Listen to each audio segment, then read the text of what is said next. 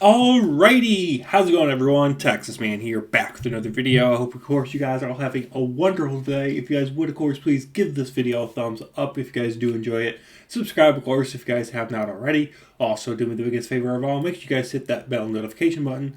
Select all for all notifications so you guys won't miss out on content on the channel. Also make sure you guys head over to Twitch, follow me there at Douglas447. Currently I'm going through my playthrough of The Outer Worlds 2.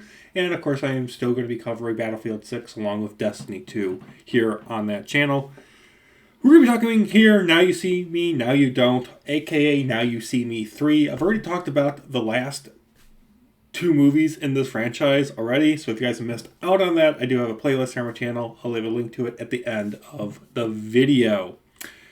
This is a film that I was neither excited for nor like, oh, I can't wait for this movie to be a horrible disaster.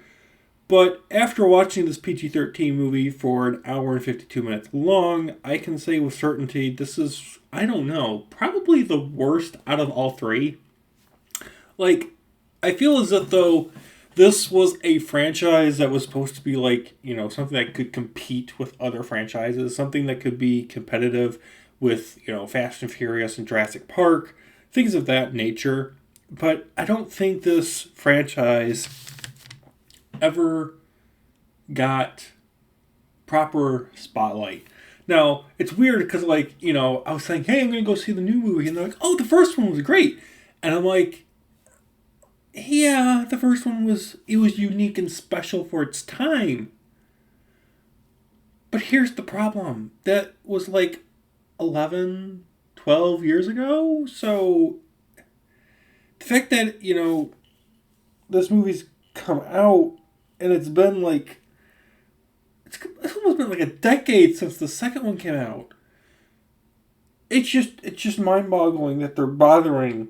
It boggles my mind that they're bothering trying to continue this franchise. This film stars Jesse Eisenberg, Woody Harrelson, Isla Fisher, Dave Franco, and a bunch of newcomers, including Ariana Greenblatt, Dominic S., and Justice Smith. And of course, you know, they're using their magic to bring down a worldwide criminal network. Interestingly enough, I guess this film was delayed several times. And yeah, the second one came out 9 years ago. So, I would highly encourage you to rewatch 1 and 2 before you watch this one. Also, you know, there's a 9-year difference between the second one and this one because of COVID, the lack of studio resources, filming and production delays, casting replacement of some of the actors not wanting to return because the script, I guess, was difficult. And, you know, in between the second and this third movie, the actors, they did other stuff. Like Jesse Eisenberg went on and did stuff for DC. You know, Woody Harrelson did stuff for Venom and other things. And, you know, some of the actors, you know, they became moms. And what's weird is they incorporate that into this movie. And I'm just like, okay, that's kind of cool. But it doesn't, like, progress the characters. So, a lot of this movie is like, hey, look, magic tricks. Hey, look, cool visuals. But in terms of character, everybody is basically the same in this movie as they were in the second. Not a single character in this film has an arc. Not a single character in this movie is changed, different. Like, yeah, there's Justice Smith's character. I don't want to spoil it. But Justice Smith's character, there's a revelation at the end of his true identity. And you could be like, oh, that was a cool arc. And I'm like, no, it's just one of these magic hidden trick things. And it's supposed to be a big shocking revelation of how they take down the evil corporation in this movie. But for the most, it's not a character arc. It's a character revelation. And there is a difference. But there's not a single character in this movie that from the beginning has some sort of arc and is different and changed at the end of the movie. Everybody in this film at the beginning is the exact same way at the end. So this movie fails in terms of character development. It's all about, you know, action and heisting and magic tricks.